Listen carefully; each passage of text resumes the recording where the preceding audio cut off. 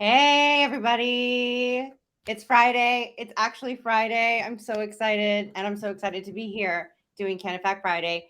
It is episode 20, if you can believe it. I can barely believe it. My name is Adriana. I am the VP of Demand at ISA, which is a insights firm based in Los Angeles. I specialize in cannabis consumer research. I'm totally obsessed with it, and I'm here to share some stats with you and also talk through the context of what it all might mean. And I'm joined, as always, by my very talented, brilliant, fascinating co host, David Palaschuk, who is the author of Branding Bud, the first book on cannabis branding. Welcome, David. Hey, Adriana, how are you today? I'm really good. And look, my shirt matches the background. It does, and mine sort of does as well. Wow, who knew? We like to tie it all together. I cannot believe it's episode 20. We've been doing this for 20 Fridays already, and it's been a lot of fun and educational and entertaining. And we even get to pull things out of our closet that we haven't worn in the last few years of the pandemic, right? So with that, I'm super excited this morning. And before we get into who we have as a guest, I just want to share, by now, most people probably know that Adriana focuses on insights and data and research, and I focus on branding in the cannabis space. And together we come together every Friday and we talk about cannabis and data, and we contextualize it, speaking with influencers and experts in the industry. And with that, we always find super interesting folks to chat with and interesting conversation, and we learn a lot along the way. So that said, today we have Austin Stevenson, and he is the Chief Innovation Officer and co-founder of Vertosa. And Vertosa is really the leading formulator in the industry, excuse me. And not only have they formulated many of the top beverages, but now they're formulating gummies and other edibles as well. So it's both a science and an art, and that's why it's always so incredible to speak with Austin Stevenson. So let's bring him in and introduce him. Hey, Austin. Welcome. Hey, Adriana. Hey, David. Great Hey, to Austin. be here. Right on. It's great to have you here. As a new father, you make it through the evening okay? Yes. We you welcomed our baby girl Rhea in April, and we are at 8 weeks, and we are getting 4 hours on average of sleep. But she is getting about 16 intermittent hours, and we're just rocking and rolling and loving every bit of it. That's awesome. Congrats. Thank you. You know, as we talk with you, Austin, through the next 45 minutes or so, the one thing I forgot, which is really important, is we always ask the audience to participate, and we have a chat bar to the right. So as we go through it today, we'll not only ask you your questions, but we'll also ask the audience, and that totally slipped right by me. So audience, for those that are paying attention, the chat bar is to the right, and join us as we go through the questions. So Austin, as I introduced you earlier, you're the co-founder and chief innovation officer at Vertosa. You've formulated many of the top beverages, and now you're moving beyond beverage, right? You're doing gummies, you're doing other cannabis-infused products. Would you just quickly chat about that? Yeah, absolutely, and thank you for that intro. It's amazing to be here. As David mentioned, so I'm Austin Stevenson, Chief Innovation Officer at Vertosa. Where we really focus on the next generation of cannabis infused products. We are a cannabis chemistry company at the heart, or a bunch of cool cannabis nerds that really love the products. I'm the guy that really loves products. I actually get a lot of joy out of going to dispensaries and grocery stores and just walking up and down the aisles, checking out the products, picking them up, looking at the ingredients and seeing some of their effects and use cases. But really what we do at Vertosa is we take cannabis oils like this, any type of extract, whether it be distillate or isolate, live resin, rosin, and we turn it into either a liquid or a powder. And what makes these liquids and powders special is that we increase the onset time. Said another way, we make edibles fast acting or rapid onset, because it's really important to us to bring in new consumers, to have a very predictable, reliable, and consistent experience. And quite frankly, folks hate to wait to feel the products that they consume. You know, a lot of us have had brownies and cookies back in the day, or gave that old college try and had a piece and didn't feel anything, and then waited an hour and was hungry and had another piece and didn't feel anything. Then 2 hours later, boom, you're on the floor. And you may or may not have liked or really had a horrified experience with that. So we wanted to change that, fix that problem, and create fast-acting edibles. And, you know, as David mentioned, we were able to take all those liquids and powders and put them into all the products that you see on my shelves, everything from beverage with Pabst Blue Ribbon, to aperitifs with Artet, or even gummies with folks like Plus and Stizzy and so many others. So it's awesome getting to do what we do every single day. That is awesome. Great product. You know, and just quickly, so as a canna nerd or scientist, would you give us a fun fact about you? Although you seem pretty fun already without knowing you. You know, obviously I know you, but the listeners, I'm sure, already just look over your shoulder and say, wow, this guy helped formulate all these products. He must be both a nerd and very cool. So share a quick fun fact with us, would you? Yeah, you know, from a fun fact, it's actually a special weekend that I get to be a part of this 20th episode here on the 17th, because this weekend is my birthday. And my birthday is June. Oh, I think we lost him for a second. Yeah, we did. He'll be back. Austin, if you can hear us, happy birthday. We know it's in June. Gemini, probably. I'll share a fun fact about David and I for anyone listening curious. We're both Capricorns, in case you were wondering.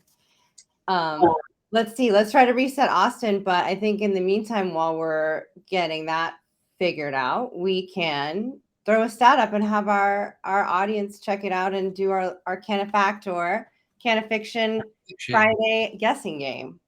What do you think? We need an echo for that. We need an echo for CANNAfact or CANNAfiction. CANNAfact or CANNAfiction? Let's do it. All right. So take a guess. Take a look at this stat and take a guess whether you think this is CANNAfact or CANNAfiction. This is from a survey of cannabis consumers from June 9th to June 14th, 2022. So it just wrapped up 3 days ago. We surveyed 703 consumers, and we asked them if they would be more or less likely to buy a beverage if it had naturally occurring caffeine in it. There was also an option to say, not sure. So what do y'all think? Do you think 45% would be more likely to buy an infused beverage if it had naturally occurring caffeine? We have one guess for fiction from Tim. Thanks, Tim. Welcome back, Tim. Also part of the Gemini gang. Love that. And welcome back, Austin, I believe. Hello, Oh, Austin. hey, Austin. Hey, sorry, guys. Right at the CANNAfact. You're back. Where we left off.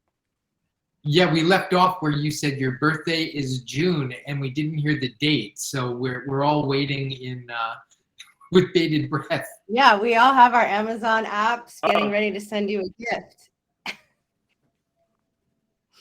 Oh, thank you. That's awesome. Well, sorry for the disconnection. Yes, fun fact is that my birthday is Sunday, June 19th. And it's super special to me because I get to celebrate this birthday as my first Father's Day, David, as you mentioned. And then we as well, I think we're here. And then we as well are getting set to celebrate Juneteenth. And it's a super special day for us, for me specifically, as a Black co-founder in the cannabis space, to recognize Juneteenth as a day to, really that symbolizes freedom and equity. And that's everything that cannabis, means to me in this industry. It is all centered around, creating opportunities for other entrepreneurs to develop products and also really embrace, that level of ownership in Mm-hmm. I think that that's really cool, Austin, because you're not only an entrepreneur yourself and building this brand Vertosa, but you're also helping other people build their own brand by having really creative formulations and bringing new products to market. So congrats, and we're here to support. Cheers. I'll drink a cannabis infused beverage to all of the above. Yep. We might have a frozen beverage formulator on our hands right now. We do. This is a frosé. Let's see. Let's take some more guesses from the audience, and maybe we'll be able to get Austin to weigh in on it if he's able to return. Right. And by the way, that may be Austin's new nickname. Just saying, Frosé. Okay, let's see. We have a couple more guesses here. Jamie guessed fact and also said happy birthday, happy Father's Day, and happy Juneteenth to Austin. Yes. We also have a guest of fiction from Tracy Black. Wondering if there's any other guesses coming in. And if you're just joining us, the question is 45% of cannabis beverage consumers said they would be more likely to buy an infused beverage if it had naturally occurring caffeine. 45%. Fact or fiction? What do y'all think? So David, what's your thought on this? How do you feel about the relationship between caffeine and cannabis generally? Well, generally, I have a love for both. I guess that's personally.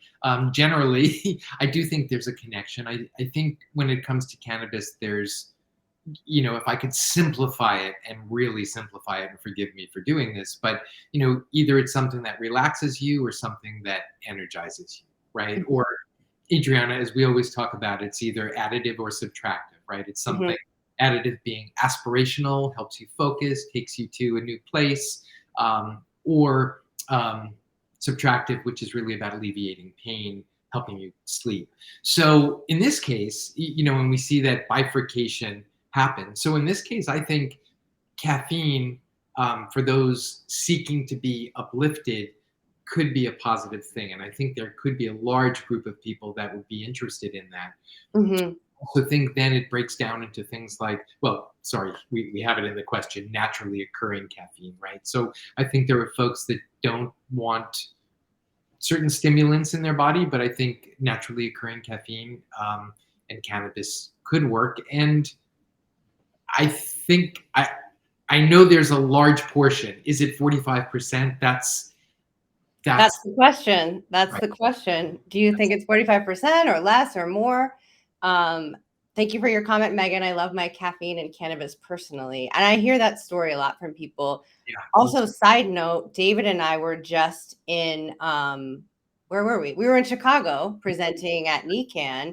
And part of the data and like the sort of the story that we were telling about how cannabis has evolved over the past 2 years in the face of the pandemic and shifting cultural factors is that we saw people who were suddenly working from home now in greater numbers have turned to certain cannabis products to help them stay focused at work, to help them stay motivated, to help them concentrate, to help them be creative.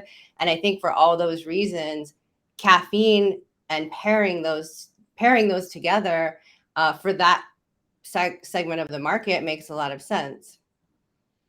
Yeah, it's interesting.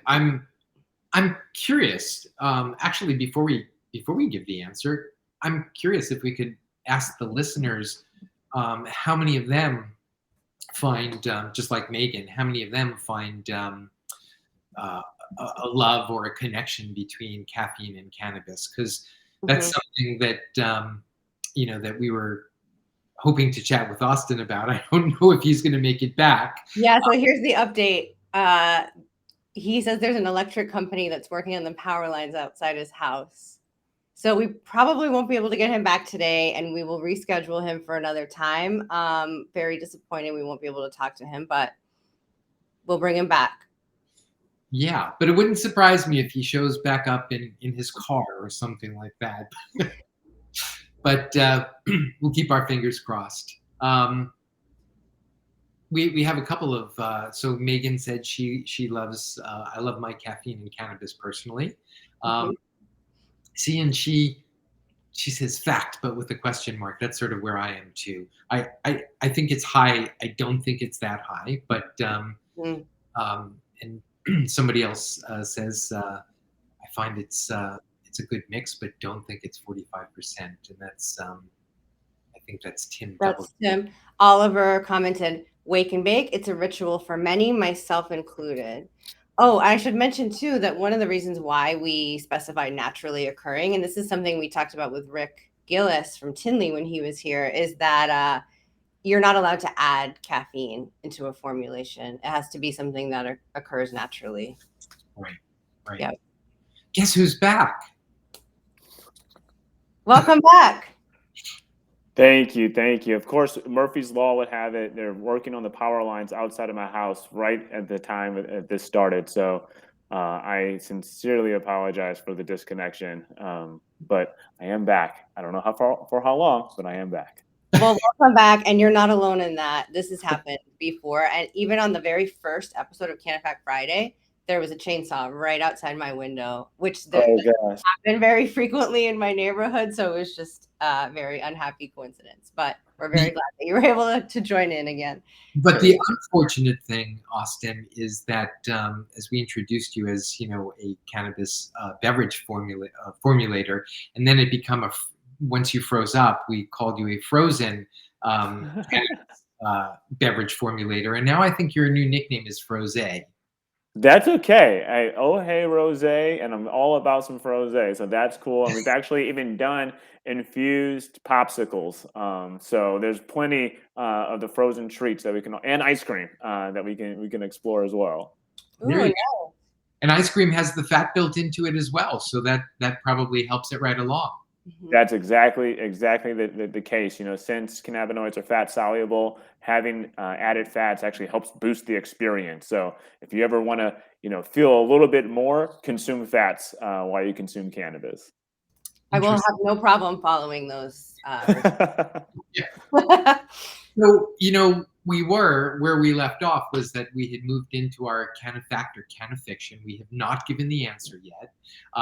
Everybody has a good sense of where it might be or not. Actually, there's a I think our audience is pretty divided and unsure. I think general consensus is people probably are more likely to buy if it has naturally occurring caffeine, but they're not sure if 45% is the right number, if it's too high or too low. Yes. So before we reveal the answer, we always ask our guest, Austin, what's your take on this? I know you have a love for caffeine and cannabis.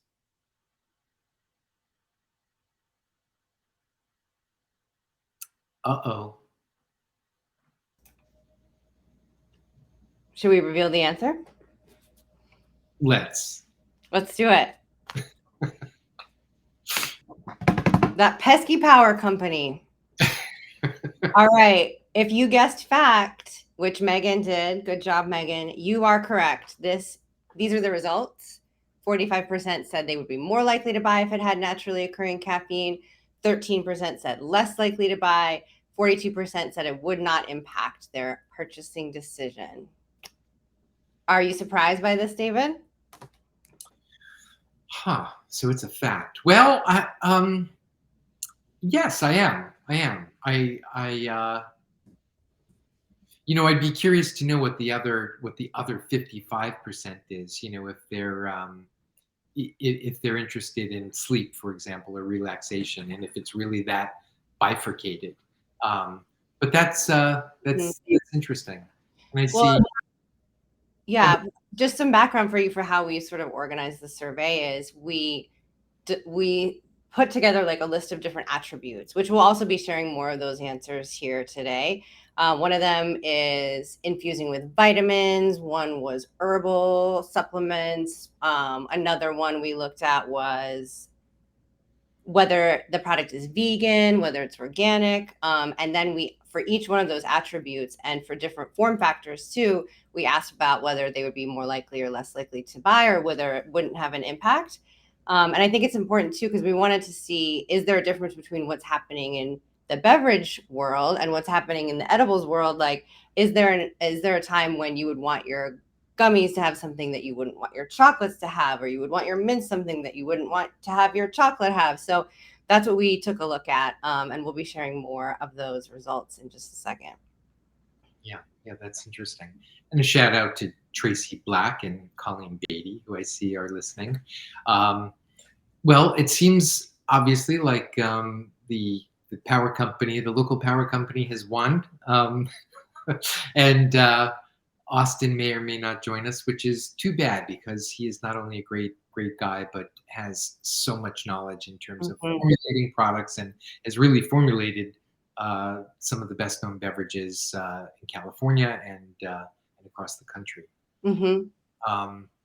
Well, so this is interesting. I think, it's interesting to find out. And by the way, just to reiterate that this was fielded just a few days ago with 703 21 plus U.S. cannabis consumers. So it's interesting to see that. And I wonder if that has anything to do, I guess, to I was joking the other day with somebody. They had asked if I had ever tried a Red Bull or a 5-hour energy drink, and my answer was no. And my follow-up was, maybe that's why I'm always so tired, So, like, is there something wrong with me that I'm not drinking an energy drink? I'm curious to know, like, from people in the chat. I know that a lot of us here are like focusing on cannabis as for professional reasons, but most of us are probably also consumers. If you're consuming like cannabis and something caffeinated together to combine those effects, does it matter to you if it's coffee, Red Bull, 5-hour energy? What else has caffeine in it? Tea. What else am I missing? Wow, but even caffeine pills, is that a thing? Sure, but even if you look at those, I even think those are quite. I do drink tea, I drink coffee, but I don't drink Red Bull. I've never had a 5-hour energy drink. I just think it seems like it's a different consumer, very much like cannabis, right? There's so many different groups of cannabis consumers that consume cannabis for different reasons and in different ways, right? So that's kind of interesting. We talked about beverages and caffeine. We were also going to talk about gummies and form factor. And as Vertosa is more well known for its beverages and beverage formulation, now they're into edibles and gummies. So we were hoping to spend more time with Austin on that. I wouldn't call it transition, but the difference between formulating a beverage and an edible. And if he doesn't come back, we will definitely have him back because there's so many metrics, so many points that sort of come into to developing a product, especially a beverage and a gummy. So should we jump into? And before we do, I see Oliver said coffee complementary flavor profiles, Red Bull and weed. That's how I feel, but apparently Red Bull has such a distinct flavor that's really just almost undescribable. You can only describe it as Red Bull flavor. It's like what's it's Red Bull. And it's like very intense. So I feel like for people who don't want to taste the plant taste, then Red Bull would definitely cover that up. I think it could cover up literally anything. It's like, not to say anything bad about Red Bull, but it's intense. Yeah. And what's interesting though, now it seems like all the beverages, well, they still are, most of them tend to be very sweet. I think early on they were sweet to cover up, the cannabis flavor. And now because of technology that Austin has helped develop, you can get around that. And all of a sudden it seems that people are really interested, like Warren Barbaro came out with Klaus, which has a distinct cannabis flavor to it. So it's just interesting to see how, there's these moves back and forth, either to the flavor or away from the flavor or pairing the flavor with different things. Yeah, I see it as an evolution of our tastes as consumers, the same way you would when you're drinking alcohol at an early age, you are gravitating toward like really fruity, sweet drinks like a pina colada. when you're, 21, that's like the best thing ever. But then when you're an adult, you're sipping on whiskey and the flavor of it doesn't bother you. You actually like the flavor. I see the same thing happening. It's like tasting the plant it's a sophisticated sort of adult style of taste and more nuanced than covering it up with a sweet taste. Yeah, it's interesting though. So absolutely, I totally agree with you, and I think there is this arc of flavor profiles with age. But the thing that intrigues me now is, for example, Mountain Dew. Um, when it was rebranded as an extreme sport brand, and when everything was extreme and everything was about skateboarding and surfing and snowboarding, um, and they even built out the Dew Tour, and they built out all these different things which really fostered and facilitated this lifestyle and promoted the beverage just like Red Bull does. But what's interesting now is, and maybe Red Bull did this earlier in a slightly different way, like Mountain Dew actually has an alcohol beverage now. So it's interesting to see as the consumer ages, they're changing their profiles too and staying with that consumer. So it's just really interesting. Yeah, that is interesting. Should we jump to gummies because we were going to talk about gummies? Yeah, All right, let's do that it. number dose. Let's bring up the next scan. Sorry. And I should mention also that this is from the same survey. It is a survey of 700 gummies consumers who are 21 plus, who live in the United States. And we asked them if they would be more likely, less likely, or no impact on buying an infused gummy product if it had vitamins in it. Vitamin A, vitamin B, vitamin C, all the good ones. But this is sort of interesting too, because we're starting to see, well, not starting to, this has been already a trend, immunity support. But I think even in the last 2 years, there's an even greater interest in keeping our bodies healthy with vitamins. Yeah, this is really interesting. And I always thought vitamin A was your nickname, Adriana. So Vitamin A, that's me. that's right. So I'm curious, what does everybody think? 62% of gummy consumers told us just in the last week that they'd be more likely to buy an infused gummy product if it had vitamins in it. Which also, what this brings up to mind is when people go into a dispensary or an adult use store, are they in the mindset of buying vitamins? And they might be if they're looking to alleviate pain. But, as Katie Enright said, the owner of Lavinia, who sells cannabis-infused sex lube, that it's a different mindset that people come into the store, or they almost stumble upon it, or they find it at the end of the counter or in a different section. So I wonder, along that spectrum, as you come into a cannabis dispensary or an adult use store, are you looking for vitamins in your product as well?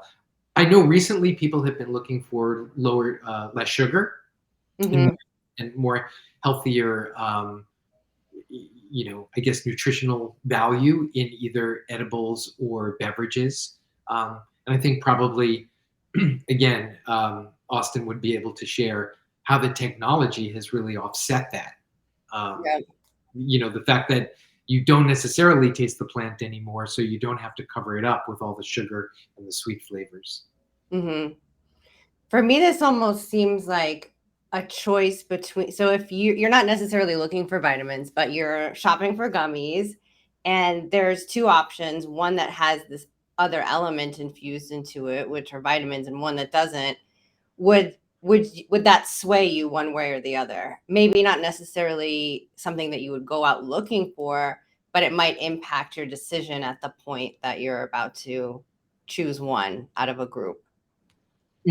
Yeah, I mean, it's funny. Sometimes it makes sense to me, and sometimes it doesn't. I don't know. Vitamin D added to milk. I guess that's almost in every milk, I suppose. But just things that are added where they don't seem to be, or dare I even say, like I was with my son walking down the cereal aisle, and there were all these vitamins added to the cereal, and all I'm thinking is, these things are so bad for you. That's why they add the vitamins, Right. to get the sugar and the artificial color. So sometimes it seems a little too contrived, and almost, pulling it over to the other side. Mm-hmm. Yeah. And that's like those cereal ads that they would run in the 80s, part of a complete and balanced breakfast. Yes. Well, so let's pull this baby full circle and see. I see we have a fact. Um, CANNAfact. CANNAfact. Yep. And we have a comment from Colleen Beatty. If they can be priced effectively, most people that consume vitamins are buying them in gummy form. Already, really good point. Mhm. If they could save money and get their gummy with both cannabis and vitamins, would likely see it as a win. Yeah, totally agree. That is a trend too. And maybe those two things are sort of going hand in hand, right? The way that we consume vitamins that are not part of the cannabis category. So it's like changing our conception of the proper way or the common way to have vitamins delivered to your body. Having a vitamin gummy is like normal now. So why not combine the two? And then you're eating half as many gummies each day. That's true, and it's I really want to eat less gummies. I mean, come on. yeah. It's interesting to see that transition from, I'll say pills or tablets and capsules into gummies in some of the things that we used to take in the pill and capsule form. And it's funny to see how gummies have sort of made it, I don't know, dare I say, mainstream. And so here, it's no surprise, that it is that win-win. So the answer is, Adriana, take it away. It is also CANNAfact. Surprised, I think. I think this one is like pretty definitive, right? I mean, we saw with the last question, it was about caffeine and beverages, and it Mhm. was sort of half and half, right? Some people were like, "Oh, that would be cool," and then the other half is like, I don't know. But there's a pretty clear consensus with this one among consumers that this seems like a pairing that they would like to see: vitamins and gummies. Yeah. And it's interesting too, because I've seen, this trend with mushrooms and cannabinoids, let's just say, as well. So, it brings me back to something that a dear friend of mine, Marco Hoffman, founder of Evergreen Herbal and Venice Cookie Company, had said, a year or so ago, which is, the entourage effect doesn't stop at cannabis, right? That there's all these other opportunities for other ingredients to come into play if we just allow them and really research them, so it's interesting to see that. Mm-hmm. Wow. Well, God, we had so many interesting questions for for Austin here. But it's just it's interesting to see, I guess the form factor, the gummy form factor sort of coming into play, and the ability now, for faster uptake and beverages. And I think this comes back to, we've talked about this a number of times before, cannabis beverages being the fastest growing segment in the cannabis industry, yet also being the smallest segment. So I guess, those things often go together. Walk into a dark room and light one candle, that room just got really lit. Light the second candle, and not so much. Yeah.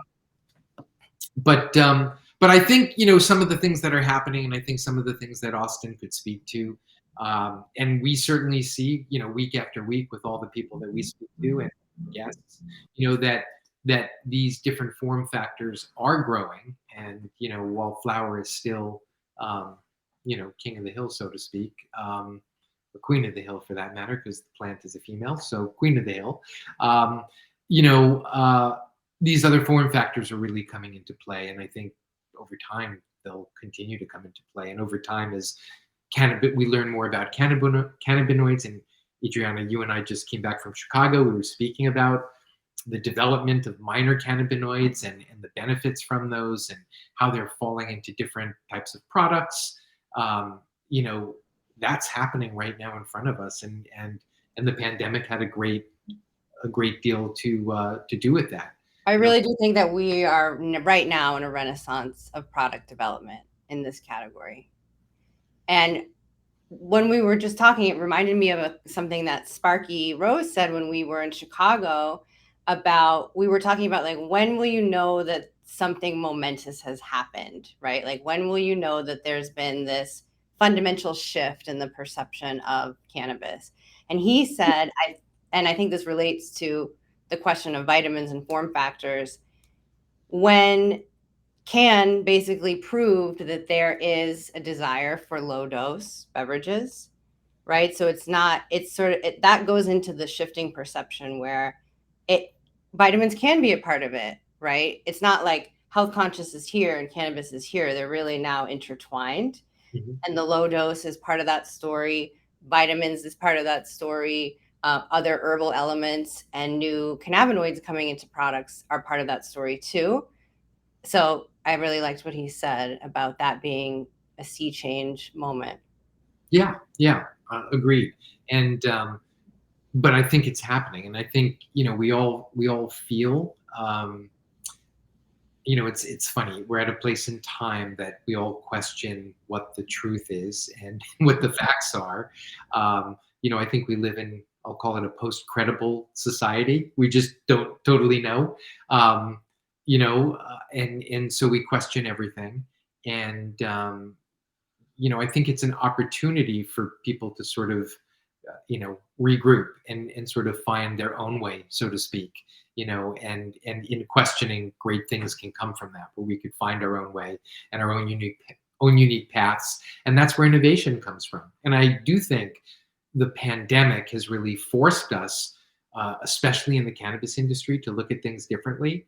And that's everything from how we sell products, with delivery services or curbside offerings, all the way through to value products, right? Value offerings.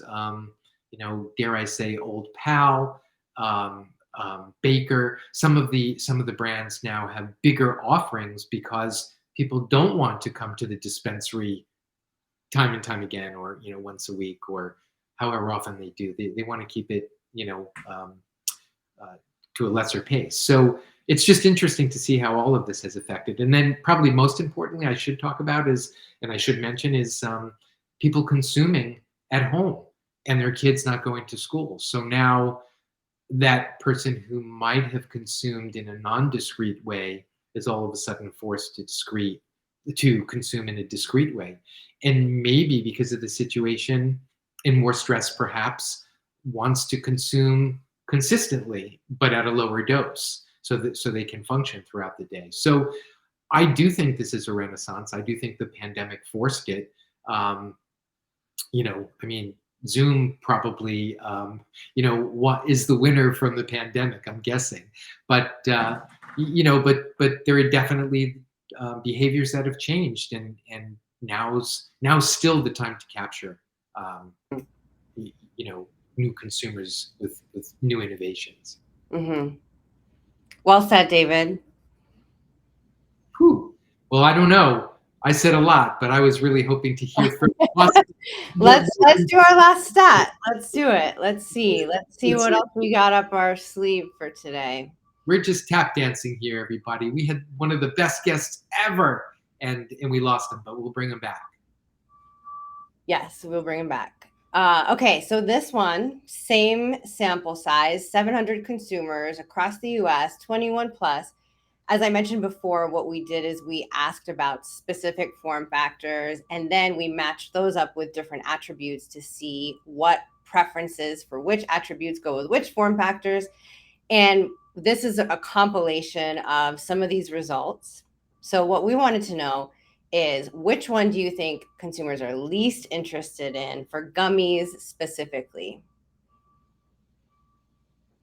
We have choice A, organic, choice B, vitamin infused, choice C, natural caffeine, and choice D, vegan. And this is for gummies specifically. And this is what they're least interested in. Mm-hmm. What would make them least likely to purchase or sway their purchasing decision? Okay. And it's a kind of choice, not a kind of fact or fiction. Right. Kind of choice. A little harder one this time. And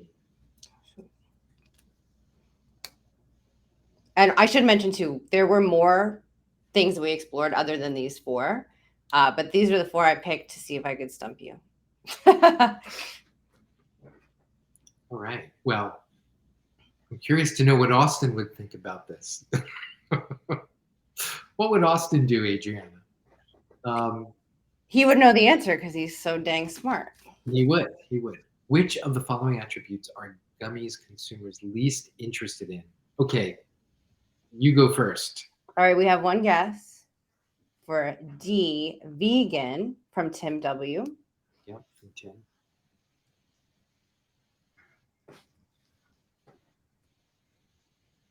Let's see. What do we think here? Well, based on the previous using reasoning and deductive thinking, based on what we saw earlier, I'm going to say that since caffeine had a high number, contains natural caffeine, I'm going to say that would fall away, right? Because it's not the least, it's not what they're least interested in. We learned earlier they were. Well, that one was for beverages. This one is for gummies. So okay. Different. Wow. So that, so, you know, and now I'm even thinking, well, if gummies are so popular and caffeine so popular, why wouldn't caffeine and gummies be popular? Maybe it is. Okay, well, do we have one more answer from the audience? If not, we could just go. Let's do it. Let's do it. And the answer is vegan. Nice guess, Tim. You were totally right. Vitamin infused was the most popular, followed by caffeine, followed by organic. Last is vegan. I think I have a totally skewed perception of this because I live in California, in Los Angeles, and I see there's a lot of like vegan, you know, options and choices and products. So I probably would not have guessed this correctly if I was looking at this, but this is nationwide. So as we know, that varies a lot from state to state and among different cultures and cities. So it does, but you know, I mean, dare I even say, like, you know, gluten-free could be one. I almost feel like as trends, you know, as trends change, you know, it will affect cannabis products as well, right? We put gluten-free as a choice too, and I think it was 14%. So that one was also not super popular. Interesting. Yeah, I'm curious to see how it relates to other trends. We have a comment here. Yes, I could care less for vegan gummy. Organic, I'll take though. I think a lot of people feel that way. What about a vegan organic? Yeah, could be both. Who knows? So cool. We have about 2 minutes left. So let's talk about what we're doing next week. Yeah, what are we doing next week, Adriana? So many things. You're right. Well, next week we're chatting with. Well, first off, let's just, even though he's not here, let's just take a moment to thank Austin. We will reschedule with him. He's just got so much knowledge in terms of formulation, innovation, and different form factors, and uptake, and all of that good stuff. So thank you, Austin, if you'll see this recording, and we look forward to having you back again.